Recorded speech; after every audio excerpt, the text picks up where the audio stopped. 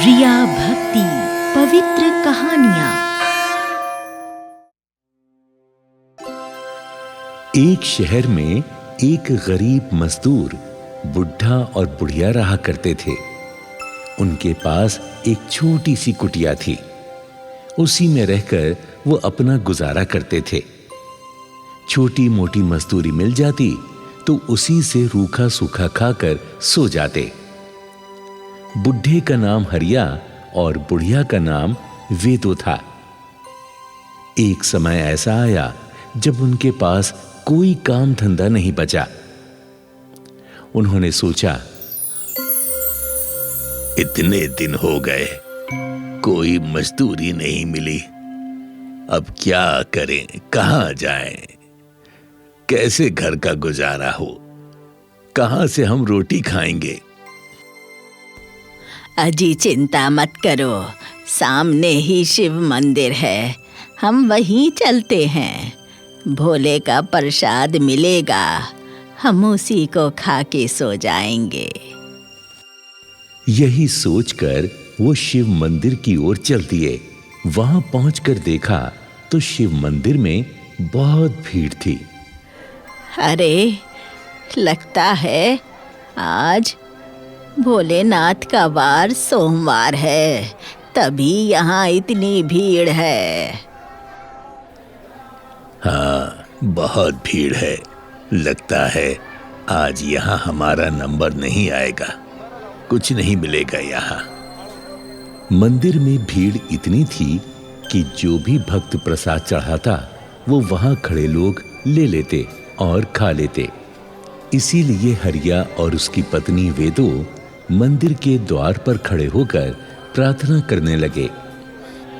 हे भोलेनाथ, हम दोनों बहुत भूखे हैं। कई दिनों से मजदूरी नहीं मिली। सुबह से आज तो कुछ भी नहीं खाया, कोई मजदूरी नहीं मिली। हम क्या तुम्हारे द्वार से ऐसे ही भूखे चले जाएंगे? आज तो आपके द्वार पर बहुत भीड़ है प्रभु। कोई हम तक नहीं आ रहा, किसी को हमारा ध्यान नहीं। हम क्या करें प्रभु, क्या करें? दोनों बुढ़े बुढ़िया प्रार्थना कर ही रहे थे कि तभी एक भक्त थाली में पकवान सजाकर लाया। उसने भोलेनाथ को भोग लगाया और जब वो मंदिर से बाहर आया तो उसकी नजर वहां खड़े उन दोनों बुढ़े बुढ़िया पर पड़ी। वो सोचने लगा, अरे, ये दोनों बुढ़े बुढ़िया मैं देख रहा हूं काफी देर से खामोश खड़े हैं। लगता है इनको भोजन नहीं मिला। चलो इन्हीं को भोजन दे देता हूं, शायद भोले पार्वती इन्हीं के रूप में हो। और उस भक्त ने वो भोजन उन दोनों बुढ़े बुढ़ियों को दे दिया। भोजन पाकर दोनों बड़े खुश हुए। धन्यवाद, धन्यवाद। देखो वेदो, भगवान भोलेनाथ की महिमा। मैंने कहा था ना, भोलेनाथ किसी को भूखा नहीं रखते, किसी को भूखा नहीं रखते। जब वो दोनों भोजन करने बैठे तो एक महिला अपने बच्चे को लेकर वहां आई और उन दोनों से कहने लगी, हे माई बाप, ये भोजन मुझे दे दो। मैं और मेरा बच्चा कल से भूख से तड़प रहे हैं, भगवान तुम्हें और देगा। हरिया ने अपना सारा खाना उस महिला को दे दिया। रात अधिक होने से मंदिर बंद हो रहा था। वो दोनों भूखे ही घर आ गए। जब वो घर आए तो भोलेनाथ ने चमत्कार दिखाया। भोलेनाथ ने अपने गणों को आदेश दिया, जाओ उस हरिया और वेदो को ये भोजन देकर आओ। भोलेनाथ के दो गण हरिया के पास आए और साधु के भेष में दरवाजे पर आकर आवाज लगाई, माई, ओ माई, ये भोजन आप ले लो। हमारे पास अधिक भोजन है, हम इतना भोजन नहीं कर पाएंगे। माई, ए माई। खाना घर बैठे ही आ गया। लगता है ये कृपा भोलेनाथ की है। मैं जाता हूं। लाओ साधु महाराज, हम कैसे तुम्हारा आभार व्यक्त करें। हाँ, बहुत बहुत धन्यवाद, बहुत धन्यवाद। वाह, बहुत ही स्वादिष्ट भोजन है ना वेदो? हाँ जी, इतना अच्छा भोजन हमने कभी नहीं खाया। हाँ, काश भोलेनाथ का मंदिर हमारे घर भी होता तो हम उनकी पूजा सेवा नियम से करते।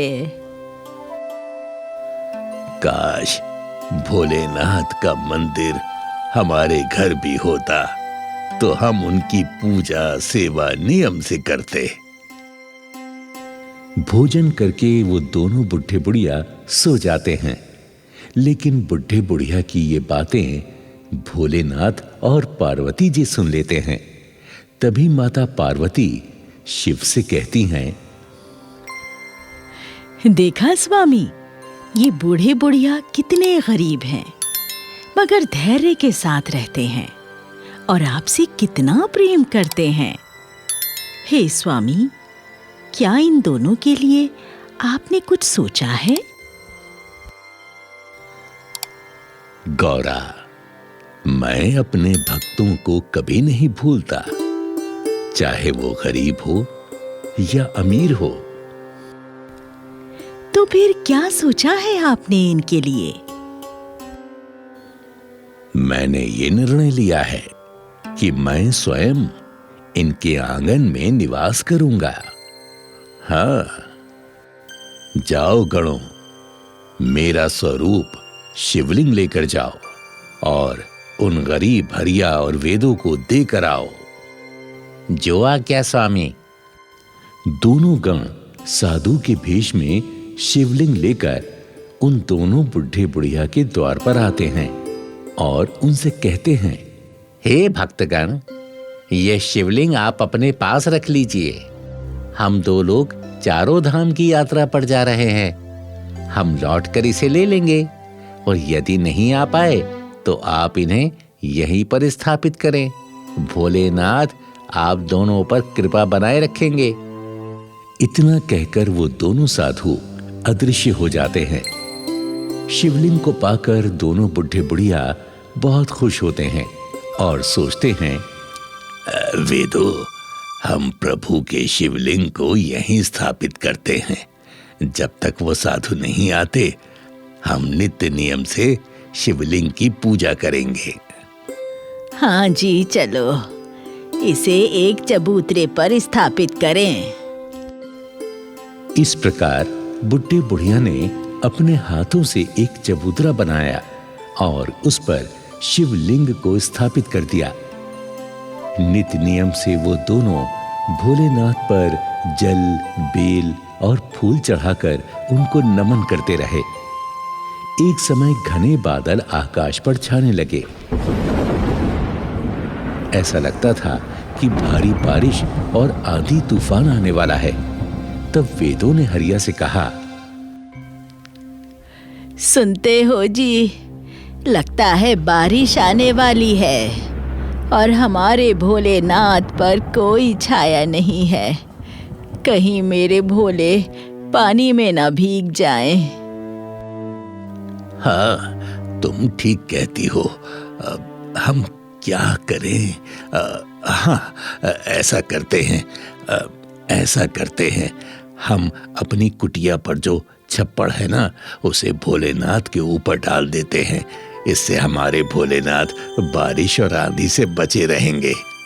मगर हम तो पानी में भीग जाएंगे।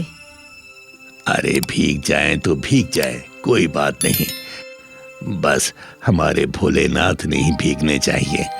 तुम देखना, हमारी रक्षा तो स्वयं भोलेनाथ करेंगे। ठीक है, अभी तो रात हो रही है। कल हम इस छप्पर को निकाल कर भोलेनाथ पर छाया कर देंगे। जब रात अधिक हुई तो वो दोनों सो गए। तभी भोलेनाथ माता पार्वती से कहते हैं, देखा तुमने गौरा, हमारे भक्त खुद कष्ट उठा सकते हैं, पर अपने भगवान पर छाया करने को तैयार हो जाते हैं। आप ठीक कह रहे हैं, परंतु भोलेनाथ, आप तो जगत के भंडारी हैं, क्यों ना इनकी मदद की जाए? हाँ, हम ऐसा ही करेंगे। भोलेनाथ ने विश्वकर्मा जी को बुलाया और उनसे बोले, हे विश्वकर्मा जी, मेरे भक्त कच्चे झोपड़े में पड़े हैं। आप तुरंत उनके लिए एक भवन का निर्माण करें, जैसी प्रभु की इच्छा। शिव के आदेशानुसार विश्वकर्मा हरिया की कुटी पर पहुंचे, जहां हरिया और उसकी पत्नी दोनों गहरी नींद में सो रहे थे। विश्वकर्मा जी ने जहां जहां दृष्टि डाली, वहां वहां पक्का और सुंदर भवन का निर्माण हो गया। जहां शिवलिंग स्थापित था, वहां एक बहुत सुंदर मंदिर का भी निर्माण हो गया। चारों ओर हरे भरे उद्यान लग गए और पीने के शुद्ध जल का भी प्रबंध कर दिया गया। जब सुबह हरिया और उसकी पत्नी नींद से जागे, तो अपने आप को एक आलीशान सुंदर भवन में पाया तो हैरत में पड़ गए। अरे वेदो, वेदो, ये हम क्या देख रहे हैं? इतना सुंदर भवन, वो भी एक रात में। ये चमत्कार कैसे हो गया? ये चमत्कार कैसे हो गया? मुझे तो लगता है ये सब भोलेनाथ का चमत्कार है। सारे गांव को जब पता चला, तो वो भी इस अद्भुत भवन को देखने उमड़ पड़े। हरि और वेदो खुशी से झूमने लगे। सभी ने शिव मंदिर के दर्शन किए। अब वहां नित्य ही भीड़ उमड़ने लगी और उस मंदिर का नाम चमत्कारी शिव मंदिर कहलाने लगा।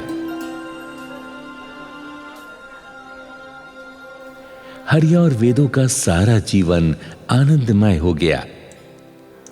इस कहानी से हमें यही प्रेरणा मिलती है कि जो लोग गरीबी में सब्र करते हैं, भोलेनाथ पर भरोसा करते हैं, उनकी रक्षा भोलेनाथ स्वयं करते हैं। जय श्री देवादिदेव महादेव। जय भोलेनाथ भंडारी।